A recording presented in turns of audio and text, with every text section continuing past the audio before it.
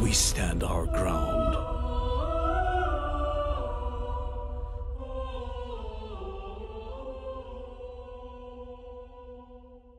Hello everyone, and welcome back to the final dev diary before the release of Battle for the Bosporus on the 15th of October. That's next week. Because it's the last dev diary, there's not much left to cover except the art and achievements, so we're going to run down and see what we like and see what we don't like. The first part of the dev diary covers the art of the national spirit icons, and they're split up into their three countries, Bulgaria, Greece and Turkey. Bulgaria's icons come across as quite good. We've got their flag scene here, good one of Boris but on fire for some reason.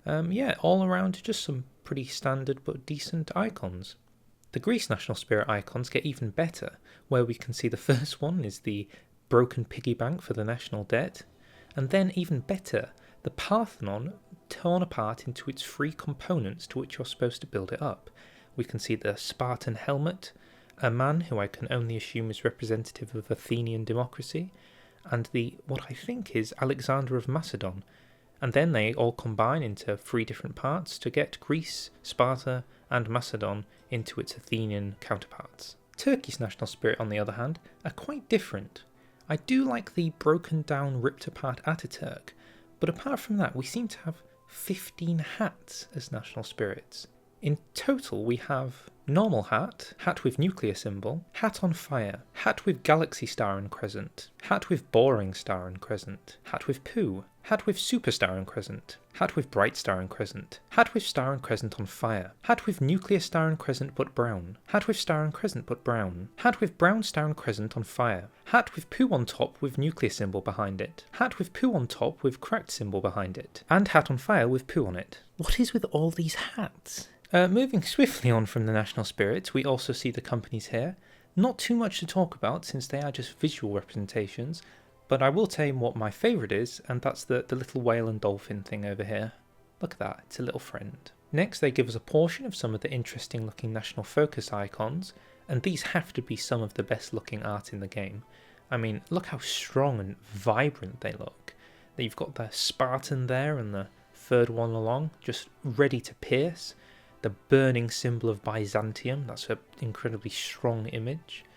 The mix between what looks like the Finnish and the Turks from that Turan Turkish focus. The Orthodox symbol with all its majesty seen there. There's Greece with its flag looking triumphant over its land. Even there you can see what looks like the historical Odyssey tale of the Medusa being fought with its massive snake head. And not to mention the final focus, which is just chaos, isn't it? That's just chaos of a national focus. They also mention how some flags from a previous dev diary have been reworked to represent their more historical counterparts instead of their modern day flags. Moving on to portraits, we can see a sample of some of the more interesting portraits coming to the game. They of course show Greece with George II, the King of Greece, and El Beardo II, the man with the largest beard in the entire world, bottom right there. Turkey, we've got some pretty standard ones. We've got, of course, Ataturk in full military uniform. In the bottom right, there's the Sultan, if you choose to form the Ottoman Empire. And quite interestingly, there's the woman in the top right, who is, I believe it's pronounced Dura Shevad Sultan, which is his presumptive daughter and assumed heir,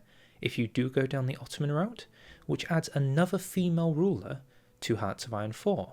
And last, of course, we have Bulgaria, with some portraits we've seen before. There's Ferdinand I with his trendy-looking hat, and of course Simeon II, which is one of the few leaders in the game now who is still alive as of the time of making this video. As a Brewski bonus, Edwin Barclay, President of Liberia, now has his own portrait. Fun fact, the first country I ever played when I first played Hoi 4 was Liberia. I was a Liberia main. Now we're just going to show off some of the tech icons for the technology trees. Here you can see some sort of guns. Notice the cool looking sword at the end there. There's tons of planes that they've updated the icons for, some of them looking extremely vibrant and bold. And of course the tanks, which obviously look cool as they are. They've updated the unit models, of course, and my personal favourite is the guy on the left who has the little icon on his hat as he just stands there, very dapper. And of course, most importantly, is the updated camel model. Have you seen how much detail they've put into this camel? Look at the shadows on it, the way the rugs lie over it. I honestly think my computer will explode by how much detail is in this camel. With all the art covered, let's swiftly move on to the achievements. So as we go through looking at the achievements, I've decided that we're going to do two things. We can categorise them, whether I think they're going to be yay, okay or nay, depending on whether I like them or not. But also in the top left, I'm going to stick a world conquest counter, which is if when this achievement is probably going to require you to have to conquer the entire world to get it, we're going to add a point onto here to see how many of the achievements are just like completely conquer the world insanity. So let's get into it. Finish him. As Finland defeat the Soviet Union without joining a faction. Pretty standard achievement. Unsure why it's coming with Battle for the Bosporus DLC, but fair enough, a Finland achievement. Pretty decent, not too shocking or amazing, just pretty standard. I think I'd stick this as okay. I captured the Bosporus and all I got was this lousy achievement. As Greece or Bulgaria own both sides of the Bosporus, and as Turkey subjugate both Greece and Bulgaria. The wording of this achievement doesn't quite make sense because you require to be two countries at the same time to get it. I'm not sure if there's supposed to be an or in the middle or an and, or you're supposed to do two parts in two different runs. It's a bit confusing, but in terms of what it's asking you to do, it seems relatively easy. So again, I'm just going to stick it as an okay. It doesn't really blow my mind. Istanbul is Constantinople. Again, as Greece, capture Istanbul and rename it to Constantinople. This seems like a very easy achievement. Probably just doing a focus tree, following it down to its logical conclusion. I mean, it's obviously quite funny, so I'm going to stick it as yay, but yeah, not shockingly amazing, just pretty standard. Peter's Pride. As Peter II of Yugoslavia, overthrow your uncle and become king. Calling out again, we seem to be seeing more achievements that just want you to follow down a focus tree and complete the objective, which I'm not actually against. But yeah, again, because it's just following a focus tree, I don't think this will be too difficult, and it doesn't have too much interest in it, so I'm passive, it's okay. This is madness! As Greece, fulfill the Megali idea and then form Greater Greece. Possibly potential for this one to be a little more complicated. They have gone with the 300 icons, so based on the art alone, I think we have to stick this as a yay. Nobody's business but the Turks. Restore the Ottoman Sultanate. This is the second reference to Istanbul is Constantinople song, and again, it just follows down the focus tree. But since it's a pretty good focus tree to follow down, hey, I can't hate the focus. It's okay. The House of Kurds. As Kurdistan, hold all your cores. I think this is going to be a difficult achievement because Kurdistan probably doesn't have any national focus tree of any interest, nothing special going on, not a lot of manpower. I think you're going to struggle with this one. I'm not even sure how you're supposed to release Kurdistan even. So yeah, I'm very interested to see how this one's done. I'm going to stick this one as a yay because I'm just interested to see how it's done. Hellenic Civility. Win the Greek Civil War before 1937. Pretty standard achievement, not too much to say here. Seems like a decent challenge for those who want it. Seems okay to me. Hoofinit. Unite Arabia with 30 cavalry divisions. Okay, this is the first one where I might have to stick a world conquest counter on, depending on how it defines Arabia, because Britain and France own portions that could be considered Arabia. Even Italy does, depending if you're going by the original formable nation. And if you're going to war with Italy and the Allies, that's pretty much a world conquest. So it's getting a yay, but it's also a 1 point for world conquest. We're putting the band back together. As Turkey, be in a faction with Germany and Austria-Hungary. Now, the flavour of this achievement is brilliant. It could be the best flavour in the game. The problem is, how are you as Turkey supposed to ensure that Austria-Hungary becomes Austria-Hungary? It's just the AI's randomness. So I'm a little worried that this achievement requires you to just keep restarting the game until Austria-Hungary finally is created and gets into a faction with you. For that reason, I'd probably stick it as a nay, but because the flavour is so good, I'm going to stick it as an okay. There's also a potential that this requires you to do a world conquest if you can't get Germany to also form the faction. So there may be a world conquest here. Yeah, I'm going to stick a point on for this one. Dracula's Revenge. As Yugoslavia, establish the autonomous region of Transylvania and have it own all Romanian cores. I think this is a great, flavourful achievement, something interesting. something to aim for if you go down the ridiculously over-Balkanized Yugoslavia path.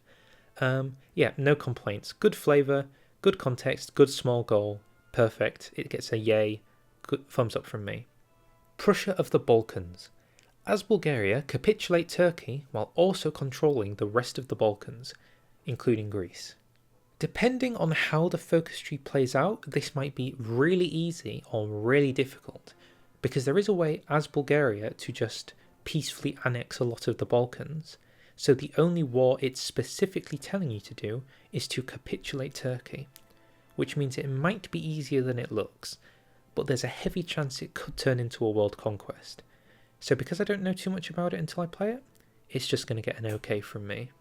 The Balkan problem solved, as Communist Bulgaria form the United Balkan Federation and own all Balkan states as cores. Since I'm pretty sure that the Communist Bulgaria Balkan faction is just forming civil wars and then integrating them into your country, this seems quite doable, assuming you can avoid getting into a war with other people. So I hope it doesn't require a world conquest, and it's also a pretty decent goal to go for. I kind of like it. I'm going to stick a yay down for this one. Bad romance. You see what they did there? Bad romance. Do you get it? Restore Byzantium and have Italy, Romania and Russia as subjects. Yep, it's a world conquest. It's a mega world conquest. It could be the ultimate world conquest apart from that British one that is actually world conquest. The good thing about it is it's got lots of good flavour because it's asking you to go for all of the prodigies of Rome, you know, Italy being Rome, Romania being Rome and Russia being the third Rome. And of course it has the Lady Gaga reference, so it is a world conquest, but it could be a yay world conquest. So yeah, I'm going to stick it as a yay, it's a good one. Totally not cool, Romania. As Romania, change sides in the war and capitulate a former ally. So just play some historical Romania, I suppose. Do the old Italy trick and Bob's your uncle, Fanny's your aunt. You've done it. No comment, standard achievement, okay from me. Freedom or death. As Greece, liberate Albania while being at war with Italy. Requiring you to go to war with Italy, it then depends on what they define as liberating Albania. If it requires you to actually annex Albania in like a peace deal, or use the actual liberate function in the peace deal, it could be a problem because it depends on who does it, whose faction you're in. There could be so many things that go wrong with this, and it seems a bit odd. So unless there's a focus tree path that specifically allows this to be done very easily, I have my reservations. I think this is the first one I'm going to stick as a nay. It doesn't seem to do much just to randomly liberate Albania. I don't know. Split hairs perhaps. Now this is getting childish. As Yugoslavia or Bulgaria, be at war while both countries are ruled by a child. Now the flavour for this text is fantastic, the conditions are really cool. The only criticism is you do not have control over what another country's AI chooses to do. So it might be quite difficult for you to be able to get the other country to go down the path you want on ahistorical, but other than that, I think the flavour is great.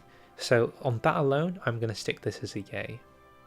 Hardly anything serves, as the Ottoman Empire hold the capitals of France, the United Kingdom, Italy and Japan. So in other words, as the Ottoman Empire, go on a world conquest.